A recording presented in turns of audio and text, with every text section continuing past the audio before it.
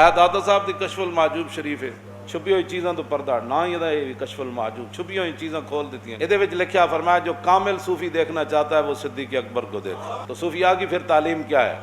बड़े सूफी सूफी तो वो होता है जो चारों तरफ जंग छेड़ देता है। हज़रत उमर आ गया, उन्हें क्या की करूँ? फरमाया पीछे हटो, क्या करने लगा? उन्हें क्या लश्कर उसामा न भेजो? फरमाया वो भी जाएगा। क्या आदत बदलो? तो फरमाया वो भी नहीं होगा। जो मानीने ज़कात हैं जिहाद, फरमाया उनके खिलाफ भी होगी।